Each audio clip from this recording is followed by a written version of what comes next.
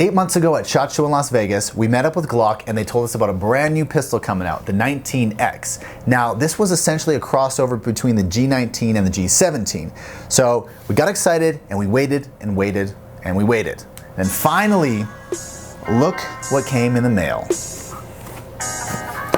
The Glock 19X in this handsome caramel color.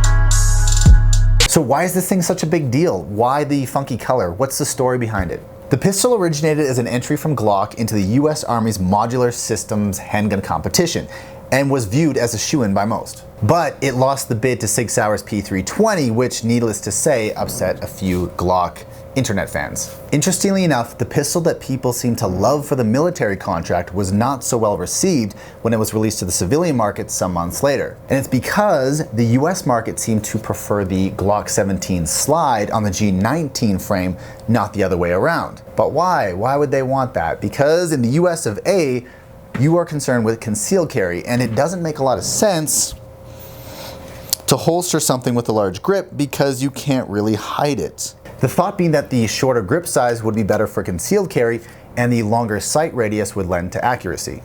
How do I hide this? How do I hide this when I go into 7-Eleven? Most grumbling was something to the effect of Glock didn't listen to the consumers, blah, blah, blah. So here in Canada, we're not allowed to concealed carry or even open carry, so those arguments don't really concern us at all. So let's just look at the new Glock 19X.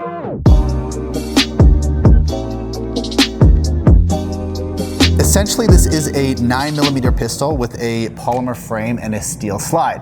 The slide itself is a Glock 19 slide, while the frame is a Glock 17 slide. This Glock pistol is in 9mm. It has a polymer frame and a steel slide, as do all Glocks. Now, the slide itself is going to be your Glock 19 size, while the frame is going to be the Glock 17. 10-round capacity, as you'll find with all pistols in Canada. So our 19X has the marksman barrel. This is the enhanced polygonal rifling. Oh, look at that. That looks pretty rad. Barrel length is going to be 106mm as opposed to the 102 you would find in the American version of this pistol. Now, the weight of this whole thing is only going to be 704 grams. That's with an empty magazine, of course. This trigger here is the Gen 5 trigger. It's going to be about 5.8 pounds of pull. Let's take a quick look at the overall dimensions of this guy as compared to its two cousins here, the 17 and the 19. Okay, when looking at the overall length, the 17, which is this guy, oh my God, hold on, let's do this. Let's do this. How's that? Does that make sense? When looking at the overall length of the 17 Gen 5 here, we're at 7.95 inches. That's about from here to here. The Glock's 19 Gen 5, Canada edition here, measures in at 7.59, and then the Glock 19 Canada edition, which is here, measures in at 17.44. Oh, you can see it. You can see it. There you go. See? So this is what it is. Let's make our own 19X. Okay, we can't actually build one because the Gen 4 and the Gen 5 are not compatible. If we were to build one, it would look like, wait, you can almost build one. It would look like this. So you can see that the difference in the frame is that they actually had to cut it to accommodate the shorter slide. So yeah, give me a saw. Who has a Dremel?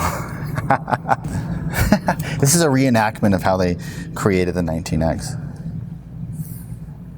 No, I'm just kidding. I don't even know who owns this one. Probably shouldn't. So it comes with self-luminescent night sights. We have an ambidextrous slide stop lever here. Reversible magazine catch. The color is called Caramel Dream by Glock. It is a PVD coated slide. Now, this is in the Gen 5 family, but it does have a few differences than the other Gen 5 models. Now, namely, it doesn't have a flared magwell. So, whereas our new Gen 5s, like this one, have a flared magwell, this one does not. There is a flare out here where the pinky would normally rest. Now, I find that makes it quite comfortable, but then you're gonna lose this little pull out here for the magazine, which also means that Gen 5 and 19X magazines are not compatible because the base looks different. Unfortunately, I can't put the Gen 5 mags in the 19X. This does have the Gen 5 feature where there are no finger grooves. If you guys remember, Gen 4 came with finger grooves like this. That brings us to what's in the box. Okay, what's in the box? As you can see, it is that same coyote color. It matches. 3 magazines, cleaning brush, cleaning rod, not coyote colored, easy loader, not coyote colored, 4 interchangeable back straps. This here is the tool to push out the pin, and in case you lose the pin, it comes with an extra one right here. And then under the foam, as always, is the owner's manual. All right, I think that covers it. That's everything that you guys need to know about the 19X. So let's go shoot it.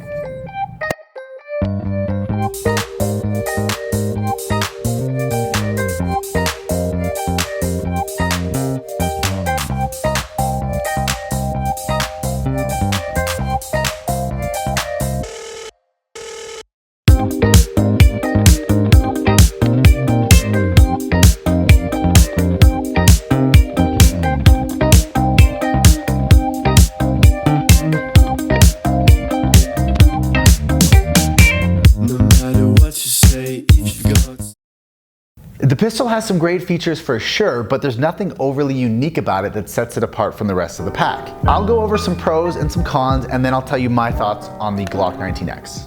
The full-size grip allows those with larger hands to maintain a relaxed grip rather than that squishy feeling you would get with the 19. Now, it's important to note that the slide is a different color or different shade of coyote than the frame.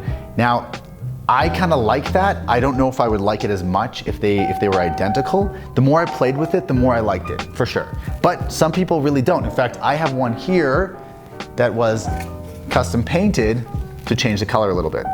Something else I like is that they removed the finger grooves on this guy as they are doing with all the Gen 5 pistols. So for me, the finger grooves never quite fit in between my fingers. They were always kind of awkward and I was readjusting my grip. With this, you don't have to worry. You just put your fingers wherever you like. Anyone that knows Glock knows that Glock triggers have never been their strong suit. Ever. I don't care who you talk to, they'll agree. In fact, there's an entire market selling Glock triggers to replace the factory triggers because they're not that good. Glock with the Gen 5 triggers has changed every aspect of the trigger assembly. Trigger bar, the plunger, the spring assembly, and the lock and block. I do think this is a huge improvement. It's still a distinctly Glock trigger. It's not my favorite trigger. I mean, if you blindfolded me and put my hands on a couple different guns, I can pick this one out of the bunch. I know that's a Glock trigger. When it comes to the most obvious con, there's 2 that stand out. One is the color, because some people absolutely hate this color. 2 is this little lanyard loop here that's included with the pistol. So those are the 2 most obvious whys. They're also the most easily answered questions. Because if you guys remember from the start of the video, this gun was designed for a military contract, and in that contract had to be this color, had to have a lanyard loop, so that's why it exists. The flared magwell. This does not have a flared magwell as they are including in the Gen 5 pistols. This one just has a little jet out portion where you put your pinky finger when you rest it on there. That means that this will only use Gen 4 and earlier magazines. Gen 5 mags will not fit. I'll quickly touch on the finish and whether or not it's durable. I know some of you guys are curious about this new NPVD coating, as was I, to see if it would hold up against some holster wear. And I can say that it did. We unholstered this thing about 500 times. The only wear was from the holster onto the pistol, not the other way around. So I was a little concerned, find that there was black marks on this guy on the slide here, but that was just from the plastic wearing on this and not the color wearing off on the plastic. This thing retails at $805. That's the MSRP in Canada. That's what they're selling for, 805 bucks. You can't go below it. I don't care who you are, Glock won't allow you to sell it below that. $805 is not cheap. It's not cheap considering you are basically paying 805 bucks for what I would consider to be mediocre upgrades. Being real here, Glock has been producing guns for like 30 years and they haven't changed much. Like, is it too much to ask that maybe there's some forward slide serrations on this guy or something like that? But let's not take away from the fact that it is a Glock. It is a solidly made pistol. It is going to be super reliable. It's easy to use, and it is accurate. It is what you're looking for in a gun, essentially. This pistol is for people that like the small size of the 19, but have big hands. That's what it comes down to, right? I rate this Glock 6 out of 10 caramel candies. Thanks for watching. See you next time. There's 2.